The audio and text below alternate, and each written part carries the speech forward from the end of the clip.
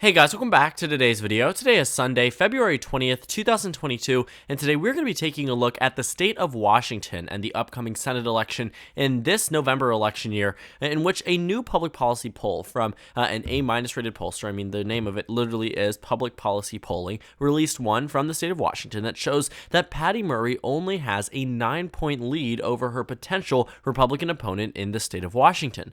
Now, the reason why this is so significant is because this race should never have even been remotely competitive. Looking at the electoral history for Patty Murray from the 2016 election, really, it just should not have been in this position where it could have at all been contested. Going further, Joe Biden won the state of Washington in the 2020 election by nearly 20 percentage points against Donald Trump. So to see a state like this potentially come down to being single digits is definitely alarming, and a case for that in the 2022 midterms for the Democratic Party. Now, we know that Joe Biden isn't exactly the most popular figure across the nation. Currently speaking, about 12% more of the country disapproves of him than they do approve. And while that is something that is alarming for Democrats, it never should have turned states such as Washington into potentially competitive races. You see, the Democrats have been under the assumption that very few races are going to be competitive this election season. They understand that they will be fighting in the defense territory in Nevada, in Arizona, in Georgia, and in New Hampshire. But beyond that, there really hasn't been much consideration.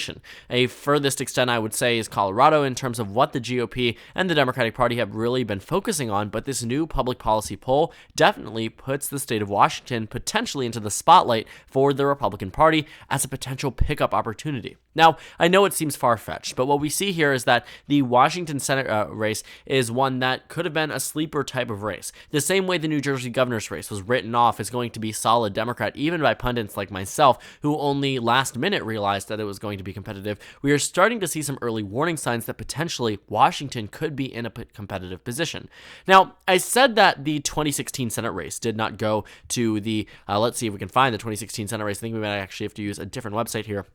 The 2016 Senate race was a race where there wasn't a competitive Senate election in the state of Washington. Despite President Trump doing very well across the nationwide map, significantly improving relative to Mitt Romney, the state of Washington still went to Patty Murray by a margin of about 16 percentage points, 18 percentage points across the state. It really wasn't competitive. And if you take a closer look at the race here, the polling data had indicated such a momentous victory for the Democratic Party. Literally the last poll prior to the election put Patty Murray at 59% to Chris Vance at 37%. The result ended up with Patty Murray at 59% and with the Republicans about a 4% increase at 41% statewide. So the polls weren't wrong in 2016. Every single one of them had predicted that Patty Murray was going to have a very sound re-election. It was rated as safety, and it simply wasn't competitive. But when Patty Murray actually first ran for Senate back in 2010, in a red wave year, what she found was actually the race got a lot more competitive. You see, she was facing off against this Dino Rossi, I believe that's how you pronounce his name, who had actually ran for governor, and in 2008 came not as close as he did in 2004, but there's actually a lot to discuss. In 2004, he came exceptionally close, and I mean that down to the wire. Looking at the margin here, Dino Rossi lost by a margin of about 100 votes in the 2004 election year against the the Democratic nominee for governor. She later defeated him in 2008, but keep in mind that Obama was decimating John McCain in the state, and yet the Democrats only won here by about 5 percentage points, 5.4%. So when you fast forward to, an election like 2010, you have an you have an individual election figure on the GOP side who knew what they were doing. Across the state of Washington and used that to their advantage. I'm doing a little bit of Wikipedia maneuvering to get us back to the Senate election in the state of Washington. Let's see. We can't click on it, unfortunately. Let's see if we can find the 2010 elections all the way at the end of this document here. But I'm going to continue to talk about what we're looking at here. The Senate election in the state of Washington ended up becoming a lot closer than people had expected, and Patty Murray only defeated him by a margin of about 4.5 points. That is not a very large margin for a Democrat in Washington when Barack Obama just won that seat in the United States presidential election in 2008 by an exceptional margin, won it by 17.2. It turns around and becomes a less than 5-point race in the 2010 midterm year. So because this was a red wave, the GOP started to do better in the state of Washington, and I think we could be seeing something very similar happening in this state. But the main difference between 2010 and now is that this country has become increasingly more polarized. You are seeing the least amount of crossover districts from the last election between those who voted for an opposition party candidate versus who had won on the presidential level. The least amount in 20 years. You are finding that the least amount of competitive races are expected to be ran in 2022. You are looking at the least amount of crossover support of any election, midterm or presidential, in 20 plus years. I mean, we are finding ourselves in a position where America is completely pushing away from potentially backing opposition party candidates, but in the state of Washington, it surprisingly enough seems to be defying expectations. Patty Murray started out with a larger lead back in June of 2021, and I think the reason why is fairly obvious. On June 1st, when that poll was released, Joe Biden was approved of nationwide 54-40. That's a 14-point advantage for President Biden. Today, that is removed and gone all the way down to -12. You are talking about a 26-point shift relative to that June date. So for the Democrats to still be up by 9 points in the state of Washington is actually quite impressive. And I think it is a testament to the polarization within the state and within the greater election and American community. Looking at the state of Washington, a state where you see a 26-point shift nationwide, only reflecting, about a 7-point shift statewide, which is good news for the Democratic Party and good news for their ability to hold on to the race. But I would say that because this race has now narrowed down 7 percentage points from June, the Democratic Party might actually need to focus a bit of attention on the race. If more polls seem to come out that show Patty Murray in a bit of trouble, Democrats are going to need to funnel money into the Washington Senate race. The 2010 Senate race was actually taken seriously, and that's why the Democrats won. Had this been a sleeper state, it is entirely possible that the Republicans could have won here the same way they did when Democrats neglected to focus on many key races. When you look at the state of Washington, this could have been a GOP pickup. This was not won by the Democrats simply because Democrats have the majority in the state of Washington, but because they fought for it. They maybe didn't fight for it to the same extent that they were fighting in some of the states that they were down in terms of the Republican expectation, in terms of the surge in support for the Tea Party across the nation, but Washington was certainly a state that was not neglected by the Democratic Party. It literally had toss-up ratings all throughout, and by the time we reached the November election, what you found here was that the numbers went back and forth. You know, if any lead was there for Patty Murray, which the consistency in terms of the polls did show her up in a lead, of the most recent polls, what do you have here? A 6-point lead, a 1-point lead, a 2-point lead, a 2-point lead, or being down 2 points. Ultimately, ended up with an average where the Democrats' Patty Murray was only up by 0.3. The concern here for Democrats is not actually losing the Senate race, but the possibility of it. They will more than likely not lose Washington, and I say that in full confidence. Washington, 99.9% of outcomes is not going to go red in 2022. But that will only happen if Democrats actually focus on the race the way that they need to.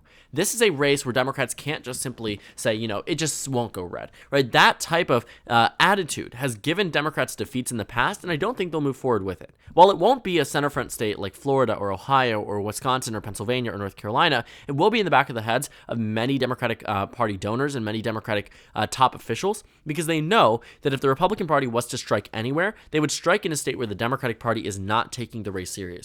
Democrats still need to focus on all of the races. They are playing defense to the fullest extent. Joe Biden being down 12 points puts the Democrats at an abysmal point nationwide, one of their worst positions we have seen in the past 5 years. Donald Trump was a blessing in disguise to the Democratic Party. He helped them win the 2018 midterms. He helped them win in 2020. But now, Joe Biden is now a blessing in disguise to the GOP. This Democratic trifecta that is ineffective at getting anything done beyond the stimulus checks that ended, April 2021, the Democrats look like they are the ones who are dysfunctional. Whether or not it's because of the filibuster or because there is Kyrsten Sinema and Joe Manchin refusing to change the filibuster, that's all a discussion within the Democratic Party. But on face value, in terms of what the American public is seeing, they are seeing that the Democratic Party is in a full trifecta, and yet nothing is getting done. And that adds to the idea as to why Washington is now becoming a state where Republicans are seemingly increasing in support and Democrats are dipping. This was the warning sign for Jack Ciattarelli potentially defeating Phil Murphy in New Jersey. This was the warning sign for Glenn Youngkin defeating Terry McAuliffe in Virginia. The Democratic Party fell out of favor, and so did their candidates. And that's what I think is happening. in the state of Washington. I think that we can also draw parallels to what is happening in Washington to what happened in Tennessee and Mississippi's Senate special election. While the races themselves didn't end up going to the Democratic Party, they ended up being closer. The state of Mississippi was decided by less than 6 points. The state of Tennessee was decided by a margin of about 11 points. Okay, 11 and 6, not bad for the GOP in states that were swing states, but keep in mind which two states we are talking about: Tennessee and Mississippi. Both of these two states were never on the radar for the Democratic Party in 2016. When the 2016 election occurred, the Democratic Party never thought they were going to be competitive in states that they used to be winning in. For instance, in West Virginia, Joe Manchin was a stretch, and he was the last standing Democrat as the Democratic governor that was elected in 2016 flipped to the GOP in early 2017. So what we find in the state of Mississippi and the state of Tennessee is not that the Democratic Party had a realistic chance at victory. Well, technically speaking, they could have. But what happened here was that the Democratic Party contested these races with top-tier candidates. The nation was pushing back on Republicans and Donald Trump, and so did Tennessee, and so did Mississippi. Because Democrats contested this race and actually saw an opening and took advantage of that opening, it forced the GOP to spend money on this race. I guarantee you, most people would not know the name Marsha Blackburn amongst the election community had she not been this one running against Governor Phil Bredesen from the state of Tennessee. And same thing goes for Cindy Hyde-Smith. These races were closely watched because the Democratic Party actually was contesting them, because they were given an opportunity to do so because the nation was pushing back on President Trump and thus the Republican Party. And the same thing could happen in Washington. While it isn't realistic for Republicans to win here the same way it wasn't realistic for Democrats to win in Mississippi and Tennessee, at face value at least, again, weirder things have happened in American politics, but at face value, there was never really going to be a realistic possibility for Republicans to lose those two Senate races. The same thing can be thought of for the Democratic Party, but it certainly wasted the money for the GOP. I mean, had they not had to focus on states such as Tennessee or Mississippi or even Texas, where they should have had a landslide victory the same way Ted Cruz won in 2012, they could have funneled more money not only into all of the states that they won, but they could have kept on to Arizona.